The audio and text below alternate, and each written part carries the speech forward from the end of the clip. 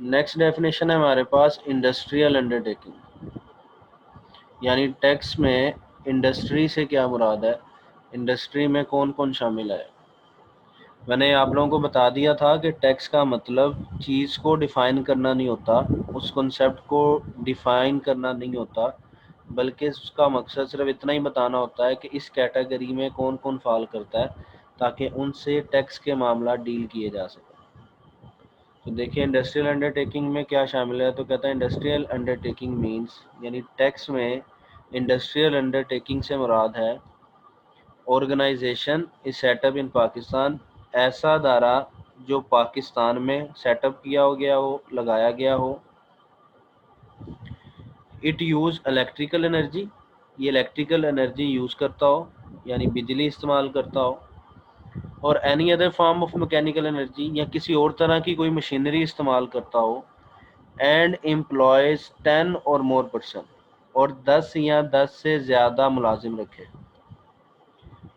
اور it does not use electrical or any other form of energy, یعنی دو condition لگا دی ہیں۔ پہلی تو اس نے کہا کہ اگر الیکٹریکل انرجی یوز کرتا ہے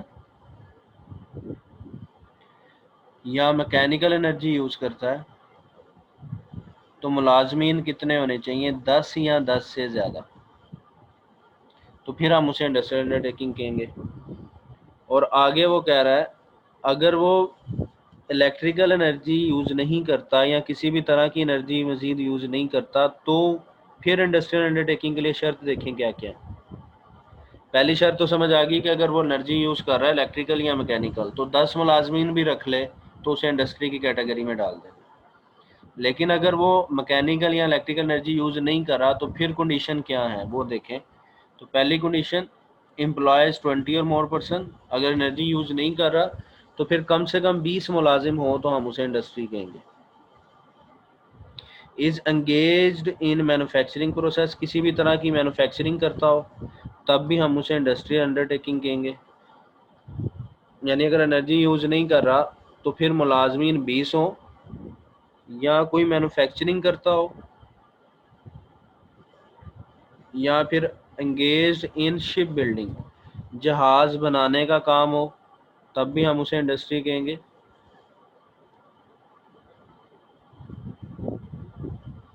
انگیج ان جنریشن، بنانے میں، کنورژن، کنورٹ کرنے میں، ٹرانسمیشن، ایک جگہ سے دوسری جگہ لے کے جانے میں، اور ڈسٹریبیوشن یا تقسیم کرنے میں آف الیکٹریکل انرجی، اور دی سپلائی آف ہائیڈرولک پاور، یعنی پن بجلی، پانی سے بننے والی بجلی۔ تو کہتا ہے یہاں تو پھر اس کا کام ہی بجلی بنانا، بجلی تقسیم کرنا، بجلی فراہم کرنا اس کا کام ہو تب بھی ہم اسے انڈسٹری کہیں گے۔ اور last one is engage in working of any mine, کسی کان میں کام کرتا ہو، آئل ویل کہتے ہیں کنویں کا کام کرتا ہو، اور any other source of mineral deposit, یا کسی بھی معدنیات سے ریلیٹڈ کام کرتا ہو تب بھی ہم اسے انڈسٹری کہیں گے۔ تو دیکھیں انڈسٹری کی ڈیفینیشن کو میں سم اپ کر دیتا ہوں۔ پہلے تو اس نے کہا یہ ادارہ پاکستان میں کام کرتا ہونا چاہیے، یہ کامن، یہ جنرل پوائنٹ تھا اس کا۔ پھر اس نے کہا کہ اگر وہ بجلی یوز کرتا ہے یا مشینری یوز کرتا ہے تو 10 ملازمین بھی ہوئے تو اسے ہم انڈسٹریل انڈرٹیکنگ کہہ دیں گے۔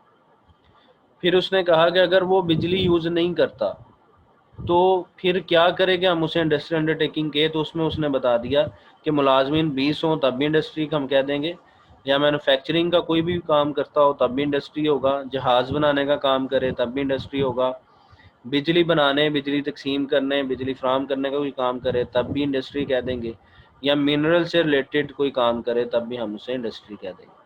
تو یہ پوائنٹس ہیں جن پہ ہم ڈیسائیڈ کرتے ہیں کہ ٹیکس پوائنٹ آف ویو سے کوئی ادارہ انڈسٹری کی کیٹیگری میں آئے گا یا نہیں آئے گا۔ نیکسٹ ڈیفینیشن پڑھتے ہیں، پاکستان سورس انکم۔ بڑا امپورٹنٹ کنسیپٹ ہوتا ہے یہ ڈیسائیڈ کرنا کہ کون سی انکم پاکستانی سورس انکم میں آتی ہے۔ دیکھیں دو طرح کی انکم ہوتی ہے جو ایک شخص کما سکتا ہے، یعنی ایک جو وہ انکم جو اس نے پاکستان میں رہتے ہوئے کمائی، اور ایک وہ انکم جو اس نے باہر کسی دوسرے ملک سے جا کے کمائی۔ تو دونوں طرح کی انکمز پہ ٹیکس ہو سکتا ہے۔ نارملی جو ہم ٹیکس پے کرتے ہیں وہ پاکستانی سورس انکم پر ہی ٹیکس پے کر رہے ہوتے ہیں۔ فی الحال ہم یہ دیکھنے لگے ہیں کہ جو پاکستان میں رہ کے کمائی جائے ایسی انکم کون کون سی ہوتی ہیں جسے ہم کہتے ہیں پاکستان سورس انکم ہے. تو انکم ٹیکس آرڈیننس 2001، یہ آپ کو یاد ہونا چاہیے کہ انکم ٹیکس کا جو آرڈیننس ہے یعنی جو اس کے رولز ریگولیشن قانون ہے وہ آرڈیننس 2001 میں لکھے ہوئے. ہیز گیون کنسیڈریشن، اسے توجہ دی گئی ہے to the geographical source of income, geographical source of income یعنی علاقائی لحاظ سے اہمیت دی گئی ہے. وائل ٹیکسنگ این انکم، کسی بھی انکم پہ ٹیکس لگاتے ہیں. جیسا میں نے آپ کو بتا دیا کہ اگر ایک پرسن پاکستان میں سیلری ارن کرتا ہے تو اس کو ٹیکس دینا پڑ سکتا ہے، لیکن اگر ایک پرسن باہر کسی دوسرے ملک سے سیلری ارن کر کے یہاں بھیج رہا ہے تو پھر اس پہ ٹیکس نہیں ہوگا. اس کا مطلب یہ ہوا کہ جیوگرافی کو ذہن میں رکھنا بڑا ضروری ہوتا ہے یہ ڈیسائیڈ کرتے ہوئے کہ اس انکم پر ٹیکس لگنا ہے کہ نہیں لگنا. In that context, Pakistan source income includes the income. کہتا ہے پاکستان سورس انکم کی حد تک بات کریں تو اس میں وہ انکم شامل ہے which a person earns in Pakistan، جو ایک شخص پاکستان میں رہ کر کماتا ہے irrespective of the fact، یعنی اس حقیقت سے کوئی تعلق نہیں ہے that where it is actually received، کہ وہ وصول کہاں ہو رہی ہے.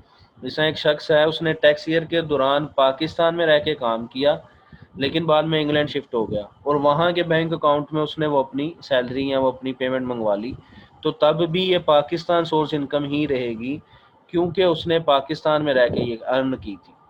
تو پوائنٹ کیا ہے کہ اگر انکم پاکستان میں رہ کے ارن کی جائے تو وہ پاکستان سورس انکم ہوتی ہے.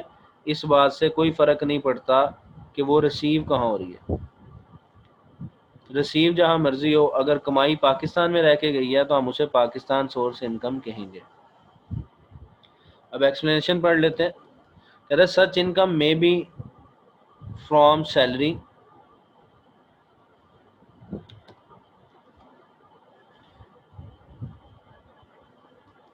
سچ income may be from salary, salary سے انکم ہو سکتی ہے، بزنس سے ہو سکتی ہے، اور پراپرٹی سچویٹڈ ان پاکستان، یا ایسی پراپرٹی سے ہو سکتی ہے جو پاکستان میں موجود ہو. Some examples of income are as follows, یعنی پاکستان سورس انکم کی اب یہ کچھ ایگزامپلز لکھی ہیں ان کو پڑھ لیتے ہیں. دیکھیں salary receive by virtue of employment ان پاکستان، وہ آمدنی جو آپ نے پاکستان میں رہتے ہوئے ملازمت کے ذریعے کمائی، ویئر ایور پیڈ، ادا چاہے جہاں مرضی کی جائے. Number 2، salary paid anywhere in the world, آمدنی دنیا میں جہاں مرضی ادا کی جائے، بائی اور آن دی بہاف آف فیڈرل گورنمنٹ. لیکن اگر وہ آمدنی فیڈرل گورنمنٹ کی طرف سے ادا کی جا رہی ہے یا فیڈرل گورنمنٹ کے بہاف پہ ادا کی جا رہی ہے یا پروونشل گورنمنٹ کے بہاف پہ ادا کی جا رہی ہے یا local authority in Pakistan, local authorities کہتے ہیں نائب ناظم، اور یہ جو اسٹرکچر ہوتا ہے ہمارے پاس بلدیات کا، تو کہتا ہے اگر ان کے بہاف پر کوئی سیلری ادا کی جا رہی ہے تو وہ بھی پاکستان سورس انکم ہی ہوگی. Number 3، income derived from any business carried on in Pakistan, آمدنی کسی بزنس سے کمائی جائے اور وہ بزنس پاکستان میں کیا جا رہا ہو تب بھی پاکستان سورس انکم ہوگی. Business income of non resident person, non resident person کہتے ہیں ایسا شخص جو ٹیکس پوائنٹ آف ویو سے پاکستان کا رہائشی نہیں ہے. From permanent establishment in Pakistan, permanent establishment کہتے ہیں ایسی جگہ جہاں سے اس پرسن کو ڈیل کیا جا رہا ہو. یہ نیکسٹ ڈیفینیشن آئے گی تو پھر ہم مزید پڑھیں گے اس پرماننٹ اسٹیبلشمنٹ کے بارے میں. یعنی اگر ایک ٹیکس پیئر ہے تو اس کی پرماننٹ اسٹیبلشمنٹ کیا ہے، یعنی وہ ایڈریس، وہ جگہ جو اس نے بتایا ہوگا جناب کہ میں یہاں پر ہو سکتا ہوں، اسے ہم کہتے ہیں پرماننٹ اسٹیبلشمنٹ ہے. اور کیونکہ نان ریزیڈنٹ شخص ہے، وہ تو یہاں کا رہائشی ہی نہیں ہے، تو اس کے لیے اپنی پرماننٹ اسٹیبلشمنٹ بتانا ضروری ہوتا ہے. تو کہتا ہے اگر وہ پرماننٹ اسٹیبلشمنٹ سے اپنی کوئی بزنس انکم کماتا ہے تو وہ بھی پاکستانی سورس انکم ہوگی کیونکہ وہ پاکستان میں رہ کر کمائی گئی ہے. Number 5، any dividend paid by resident company, resident company یعنی رہائشی، یعنی ایسی کمپنی جو پاکستان میں بنی، اس کی مینجمنٹ بھی یہیں پر ہے اور وہ ڈیویڈنڈ پے کر دیتی ہے، منافع پے کرتی ہے، تو وہ بھی پاکستان سورس انکم ہوگا. Number 6، profit on debt paid by resident person, یعنی پاکستان کا جو ریزیڈنٹ پرسن ہے اگر وہ پروفٹ آن ڈیٹ، قرضے پر پروفٹ ادا کر دیتا ہے، if the profit is from a business carried on in Pakistan, اور وہ پروفٹ ایسے کاروبار سے آیا تھا جو پاکستان میں کیا جا رہا ہے تو وہ بھی پاکستان سورس انکم ہوگی. اینی رائلٹی، رائلٹی کہتے ہیں کسی سیکرٹ فارمولے کو یا کسی سائنٹیفک اکوپمنٹ کو یوز کرنے کے پیسے یا کوئی لائسنس یوز کرنے کے پیسے. جیسے کسی کے پاس بی فارمیسی کا لائسنس ہے جس پر میڈیکل سٹور اوپن کیا جا سکتا ہے. تو اگر ایک شخص ہے اس سے لائسنس لے لیتا ہے اور خود میڈیکل سٹور کا بزنس کرتا ہے تو اس لائسنس کو استعمال کرنے کے جو وہ پیسے ادا کرے گا وہ رائلٹی ہوں گے. یہ کہتا ہے کوئی بھی رائلٹی ہے جو ادا کی جائے by resident person provided the services are utilized for the business carried on in Pakistan. کہتے ہیں رائلٹی ادا کر دی جائے ریزیڈنٹ پرسن کی طرف سے، شرط یہ ہے کہ وہ کام اس کاروبار کے لیے کیا جا رہا ہو جو پاکستان میں کیا جا رہا ہے. Number 8 rental income derived from lease of immovable property in Pakistan. آپ نے لیز پر کوئی اموویبل پراپرٹی دے دی ہے، کوئی بلڈنگ کوئی ہاؤس دے دیا ہے اور اس سے رینٹ آ رہا ہے تو یہ بھی پاکستان سورس انکم ہوگا. Rental income from lease of right to explore natural resource in Pakistan. دیکھیں جہاں سے نیچرل ریسورسز نکلتے ہیں ان کے رائٹس دیے جاتے ہیں، یعنی ان کا ایک طرح سے ٹھیکہ دیا جاتا ہے جی آپ یہاں سے منرل ریسورسز نکال لیں. تو وہ کہہ رہا ہے اگر یہاں سے کوئی انکم آ رہی ہو نیچرل ریسورسز کے پوائنٹ سے تو وہ بھی پاکستان سورس انکم ہوگی. نمبر 10 ہے any pension annuity paid by resident. کوئی آپ کو پینشن مل رہی ہے یا اینوٹی مل رہی ہے تو وہ بھی ریزیڈنٹ کی طرف سے اگر مل رہی ہو تو پاکستان سورس انکم ہوگی. اینی ٹیکنیکل فی پیڈ بائی ریزیڈنٹ پرسن، کوئی بھی فیس کسی کام کی، کسی ٹیکنیکل کام کی، سائنٹیفک ورک کی فیس ادا کی جا رہی ہے ریزیڈنٹ پرسن کی طرف سے from the business carried on in Pakistan, ایسے بزنس کی جو پاکستان میں کام کر رہا ہو وہ بھی پاکستان سورس انکم ہوگی. اور any gain arising on disposal of shares in resident company. آپ کسی کمپنی کے شیئر، لیکن کمپنی ریزیڈنٹ ہونی چاہیے یعنی پاکستانی کمپنی ہونی چاہیے، تو اس کے شیئر بیچ کر کوئی پیسے کما لیتے ہیں تو وہ بھی پاکستان سورس انکم ہوگی. تو ہم نے پہلے اس کی ڈیفینیشن پڑھی اور پھر اس کے آگے سے ایکسپلینیشن میں 12 پوائنٹ پڑھے ہیں جو آپ نے یاد کر لینے ہیں. نیکسٹ ڈیفینیشن دیکھتے ہیں، پرماننٹ اسٹیبلشمنٹ. یہ بھی پچھلی ڈیفینیشن میں ہی میں نے آپ کو سمجھایا. پرماننٹ اسٹیبلشمنٹ سے مراد ہوتا ہے وہ پوائنٹ، وہ جگہ جہاں پر آپ کو ٹیکس نوٹس، ٹیکس کی ڈیلنگ، ٹیکس کے جو مثلا کوئی لیگل کیس چل رہا ہے، کوئی انکوائری آنی ہے، اس کے نوٹسز وغیرہ آپ کو بھیجے جائیں تو ہم کہتے ہیں یہ ہماری پرماننٹ اسٹیبلشمنٹ ہے. اب پرماننٹ اسٹیبلشمنٹ کسی شخص کے لیے کون کون سی جگہ ہو سکتی ہے؟ ایک تو وہ جگہ ہے نا جو ہم خود بتا دیں کہ جی یہ ہمارا ایڈریس ہے، ہم یہاں آفس میں ہوتے ہیں، یا یہ ہمارا ایڈریس ہے ہم اس بزنس میں ہوتے ہیں، یا یہ ہمارا ایڈریس ہے ہم اس گھر میں ہوتے ہیں. تو ایک تو وہ ہے. اس کے علاوہ بھی کون کون سی چیزیں ایسی ہیں جن کو ٹیکس پوائنٹ آف ویو سے پرماننٹ اسٹیبلشمنٹ سمجھا جاتا ہے؟ یعنی اگر وہاں نوٹس بھیج دیا جائے تو زیوم کیا جائے گا کہ نوٹس کنوے ہو چکا ہے. تو دیکھیں پرماننٹ اسٹیبلشمنٹ کی ڈیفینیشن کہتا ہے it means a place of business. اس سے مراد کاروبار کی وہ جگہ ہے through which the business of a person is wholly or partly carried on. کہتا ہے ایسی جگہ جہاں سے اس شخص کا کاروبار یا تو مکمل طور پہ ڈیل کیا جاتا ہو یا پارٹلی طور پہ ڈیل کیا جاتا ہو، یعنی آپ مکمل وہاں پہ ڈیل نہیں کرتے لیکن بہرحال آپ وہاں پہ کام ضرور کرتے ہیں، تو وہ آپ کی پرماننٹ اسٹیبلشمنٹ ہوگی. اینڈ انکلیوڈس، اور اس میں شامل ہے، دیکھتے ہیں جی کیا کیا شامل ہے. اے پلیس آف مینجمنٹ، ایسی جگہ جہاں پہ آپ کی مینجمنٹ ہو. برانچ آفس، آپ کا برانچ آفس ہو. فیکٹری ہو اور ورک شاپ یا کوئی ورک شاپ ہو. ادر دین لائزون آفس، لائزون آفس کرتے ہیں ایسا آفس جہاں آپ نے صرف ایگریمنٹس طے کرنے کے لیے بنایا ہو. جس طرح بعض دفعہ کیا ہوتا ہے کہ ایک ٹھیکیدار ہے جو مزدوروں سے کام تو کروا رہا ہے لیکن پیمنٹ وہاں سائٹ پہ نہیں کرتا، اس نے اپنا ایک آفس رکھا ہوا ہے جہاں وہ حساب کتاب بیٹھ کے کرتا ہے، تو وہاں سے آ کے آپ پیمنٹس لیتے ہیں. تو اس طرح کے آفس کو کہتے ہیں liaison office. Accept where the office engage in negotiation of a contract. کہتا ہے ہاں لائزون آفس تو پرماننٹ اسٹیبلشمنٹ میں شامل نہیں ہوگا، ہاں اگر آپ لائزون آفس میں نیگوشیشن آف کانٹریکٹ کرتے ہیں. نیگوشیشن کہتے ہیں کانٹریکٹس سیٹل کرنا،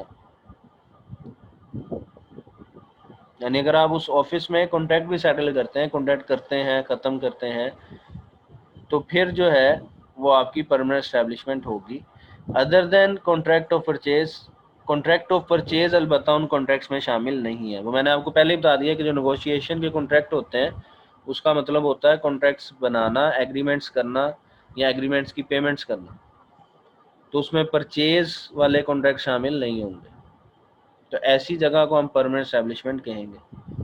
سیکنڈ پڑھتے ہیں مائن، کان ہو، آئل اور گیس ویل، گیس کا یا تیل کا کنواں ہو. کوائری کہتے ہیں ایسی جگہ جہاں سے منرلز نکلتے ہوں، معدنیات نکلتے ہوں. اور any other place of extraction of natural sources, یا نیچرل سورسز نکالنے کی کوئی بھی جگہ ہو تو وہ بھی آپ کی پرماننٹ اسٹیبلشمنٹ سمجھی جائے گی، جو پچھلی ڈیفینیشن میں بھی یہی والا پوائنٹ ڈسکس ہو رہا تھا. Number 3، building site. Building site یعنی جہاں پر بلڈنگ بنائی جا رہی ہے. کنسٹرکشن یا کنسٹرکشن کا کام ہو رہا ہو. اسمبلنگ اور انسٹالیشن آف پروجیکٹ، ایسی جگہ جہاں پہ آپ پروجیکٹ لگا رہے ہوں. اور سپروائزری ایکٹیویٹیز، یہاں وہاں پہ سپروائزری ایکٹیویٹی کر رہے ہوں کنیکٹڈ وتھ سچ سائٹ اور پروجیکٹ، جس کا تعلق اس سائٹ سے یا اس پروجیکٹ سے ہو. تو ایسی جگہ کو بھی ہم پرماننٹ اسٹیبلشمنٹ کہیں گے. یعنی اگر وہاں پر آپ کو نوٹس کنوے کر دیا جائے تو ازیوم کیا جائے گا کہ آپ تک نوٹس پہنچ چکا ہے. Number 4، the furnishing of services, جہاں پر آپ اپنی خدمات فراہم کرتے ہوں انکلوڈنگ کنسلٹینسی سروس، بے شک آپ صرف مشورے کی سروس ہی کر رہے ہوں. اور connected project with in Pakistan, یا اس سے ریلیٹڈ کوئی بھی پاکستان میں کام کرتے ہوں فار اے پیریڈ اور period aggregated more than 90 days within any 12 month period.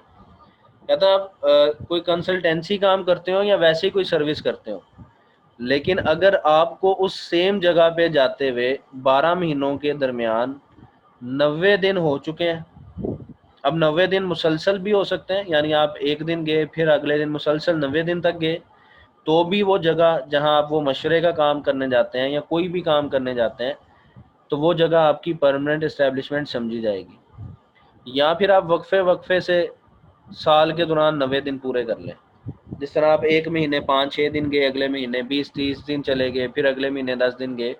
لیکن اگر آپ ایک سال کے دوران بار بار اس جگہ پہ جاتے ہیں اور اگر ان دنوں کو ملایا جائے تو وہ 90 دن سے زیادہ بن جائے تو وہ جگہ بھی آپ کی پرماننٹ اسٹیبلشمنٹ سمجھی جائے گی.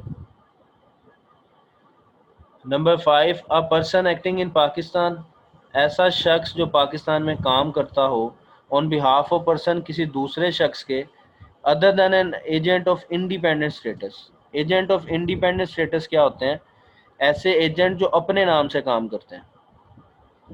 جس طرح دیکھیں وہ اس پوائنٹ میں یہ کہہ رہا ہے کہ اگر ایک شخص ہے جو کسی دوسرے کے لیے کام کرتا ہے، جس طرح مسٹر اے ہے جو بی کے لیے کام کرتا ہے، تو جو مسٹر اے کی جگہ ہوگی وہ بھی پرماننٹ اسٹیبلشمنٹ سمجھی جائے گی بی کے لیے، کیونکہ ایکچولی بی کا کام اے کی جگہ سے ہو رہا ہے، کیونکہ اے جو کام کر رہا ہے وہ بی کے لیے کر رہا ہے. تو اس لیے اس نے کہا اگر کوئی شخص کسی دوسرے شخص کے لیے کام کر رہا ہو لیکن اس میں ایجنٹ آف انڈیپینڈنٹ اسٹیٹس شامل نہیں ہے، کیونکہ یہ ایسے ایجنٹ ہوتے ہیں جو کام تو کسی کا کرتے ہیں لیکن اپنے نام سے کرتے ہیں، تو اس لیے اس نے اس کو نکال دیا کہ agent of independent status permanent establishment میں شامل نہیں ہوں گے. Acting in the ordinary course of business such, یعنی جن کا کام ہی ایجنسی کا کام کرنا ہے. انڈیپینڈنٹ اسٹیٹس کے بارے میں بتا رہا ہے جو آپ کو سمجھا دیا. اف دی ایجنٹ، اگر ایجنٹ یہ شرطیں پوری کر دے تو ایجنٹ کی جگہ بھی آپ کے لیے پرماننٹ اسٹیبلشمنٹ سمجھی جائے گی. اب کون کون سی شرطیں ہیں دیکھیں. A point, has and habitually exercise an authority, یعنی اس کے پاس اختیارات ہوں یا وہ اکثر ایسے اختیارات استعمال کر لیتا ہو، یعنی جو آپ کا ایجنٹ ہے وہ آپ کے لیے کام کرتے ہوئے اختیارات حاصل کر چکا ہو، تو پھر ایسے ایجنٹ کو بھی آپ کا پرماننٹ اسٹیبلشمنٹ سمجھا جائے گا. اور بی پوائنٹ ہے ہیز نو سچ اتھارٹی، اگر اس کے پاس کوئی اختیارات نہیں ہے but habitually maintain stock in trade other merchandise, لیکن وہ آپ کے سامان کی حفاظت کرتا ہے یا آپ کا سامان اپنے پاس رکھتا ہے، تب بھی وہ آپ کی پرماننٹ اسٹیبلشمنٹ سمجھی جائے گی. تو یہ ہمارے پاس ڈیفینیشن تھی پرماننٹ اسٹیبلشمنٹ کی، جس میں ہم نے پڑھا کہ کوئی بھی ایسی جگہ جہاں سے آپ بزنس ڈیل کرتے ہوں وہ آپ کی پرماننٹ اسٹیبلشمنٹ ہے. اور اس کے ایگزامپل کے طور پہ ہم نے 5 مختلف سینیریوز کے پوائنٹ پڑھے کہ یہ جگہ آپ کی پرماننٹ اسٹیبلشمنٹ ہو سکتی ہے. پھر دیکھیں ڈیفینیشن نمبر 9، بڑی امپورٹنٹ اور آسان ڈیفینیشن ہے. پرسن کیا ہوتا ہے؟ دیکھیں نارملی جب ہم پرسن کا ورڈ یوز کرتے ہیں اپنی نارمل لائف میں یا بزنس لائف میں تو اس سے مراد ہوتا ہے ایک شخص. یعنی بزنس میں اگر میں کہوں پرسن ہے تو اس سے مطلب ہوگا یہ شخص ہے, واحد ملکیتی کاروبار ہے. اور اگر میں گروپ آف پرسن کہوں گا تو وہ یہاں تو پارٹنرشپ ہوگی یا کمپنی ہوگی, وہ پرسن اکیلا شخص نہیں ہوگا. لیکن ٹیکس میں ایسا نہیں ہے, ٹیکس پرسن سب لوگوں کو ہی کہتا ہے. یعنی ٹیکس میں اگر ورڈ پرسن لکھا ہے تو اس سے مراد وہ شخص ہے جو ٹیکس دے سکتا ہے. اب ٹیکس کون دے سکتا ہے؟ وہ ایک انڈیویجول شخص بھی ہو سکتا ہے, وہ کوئی کمپنی بھی ہو سکتی ہے, وہ کوئی پارٹنرشپ بھی ہو سکتی ہے, وہ کوئی گورنمنٹ بھی ہو سکتی ہے. تو اس کا مطلب یہ کنسیپٹ یاد رکھ لیں کہ ٹیکس میں جب بھی بولا جائے پرسن تو اس سے مراد کمپنی بھی ہو سکتی ہے, یعنی وہ شخص جس نے پیسے دینے, جس نے ٹیکس دینا ہے. تو اگر کوئی کمپنی ٹیکس دے رہی ہے تو کمپنی بھی پرسن ہوگی. تو ڈیفینیشن دیکھیں اس کی, کہتا ہے following shall be treated as persons, ان کو ہم پرسن کہیں گے for the purpose of the ordinance, یعنی ٹیکس کے مقصد کے لیے ان لوگوں کو ہم پرسن کہتے ہیں. کون کون ہے؟ نمبر 1 این انڈیویجول یعنی ایک اکیلا شخص. کمپنی, کوئی کمپنی ہو وہ بھی پرسن ہے ٹیکس کے پوائنٹ آف ویو سے. Number 3 association of person, association of person partnership کو کہتے ہیں. یعنی کوئی پارٹنرشپ ہو, انکارپوریٹڈ بنائی جائے, فارمڈ مطلب بھی بنائی جائے, آرگنائزڈ چلائی جائے, اور اسٹیبلش ان پاکستان, پاکستان میں قائم کی جائے, اور ایلسویئر جہاں مرضی قائم کی جائے. تو ایسی ایسوسیشن آف پرسن کو بھی ہم پرسن ہی کہیں گے. فیڈرل گورنمنٹ کو بھی پرسن کہیں گے, فورن گورنمنٹ کو بھی پرسن کہیں گے.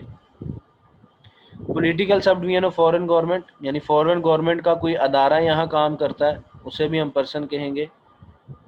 اور پبلک انٹرنیشنل آرگنائزیشن, یا کوئی انٹرنیشنل آرگنائزیشن ہے تو اسے بھی ہم ٹیکس کے کنسیپٹ کے لیے پرسن کہیں گے. ایسا کیوں کیا جاتا ہے؟ دیکھیں ٹیکس میں آتے ہیں رولز, مثلا اس حساب سے ٹیکس لگنا ہے, ان لوگوں نے ٹیکس ریٹرن اس تاریخ تک جمع کروانی ہے, تو اس لیے وہ ورڈ پرسن یوز کر لیتا ہے تاکہ سب لوگ شامل ہو جائیں.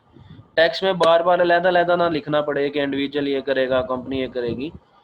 تو جو باتیں ان میں کامن ہوتی ہیں ان کے لیے ورڈ ہم پرسن یوز کر لیتے ہیں. تو ایک ہی دفعہ ورڈ پرسن یوز کر کے وہ ان سب کو کور کر لیتا ہے ٹیکس ڈپارٹمنٹ, اس لیے ان سب کو ہم ٹیکس پوائنٹ آف ویو سے پرسن کہتے ہیں. نیکسٹ ڈیفینیشن ہے پرنسپل آفیسر.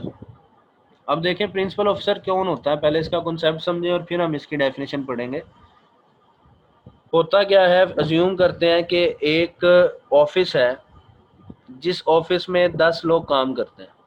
اب ان کے رینک مختلف ہو سکتے ہیں, میں بھی کوئی امپلائی کے لیول پہ ہے, کوئی اسسٹنٹ ہے, کوئی ڈائریکٹر ہے, کوئی سی او ہے, جو بھی ہے اس طرح سے, یعنی کہ رینک آفس میں ہوں گے.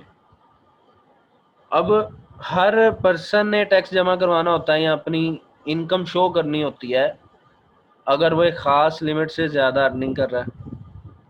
تو ٹیکس ڈپارٹمنٹ کرتا کیا ہے, ایسے ادارے, ایسی کمپنیز, ایسے کالجز, ایسی یونیورسٹیز, ایسے آفیسز جہاں پر کافی سارے لوگ ہوں جنہوں نے اپنی انفارمیشن جمع کروانی ہو, وہ کسی ایک پرسن کو آفیسر بنا دیتا ہے جسے ہم کہتے ہیں پرنسپل آفیسر.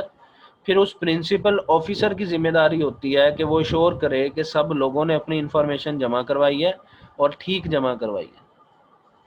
تو دیکھیں پھر وہ یہ کہنا چاہ رہا ہے اس ڈیفینیشن میں کہ وہ جو principal officer tax department appoint کر دیتا ہے, کسی کو پرنسپل آفیسر بنا دیتا ہے کہ آپ اپنے آفس میں سے سب کی انفارمیشن ہمیں دیا کریں, تو یہ کون شخص ہو سکتا ہے؟ تو ڈیفینیشن دیکھیں, کہتا ہے principal officer means and include. Principal officer کا مطلب یہ ہے اور اس میں یہ لوگ شامل ہیں. کون کون؟ کوئی مینیجنگ ڈائریکٹر ہو سکتا ہے,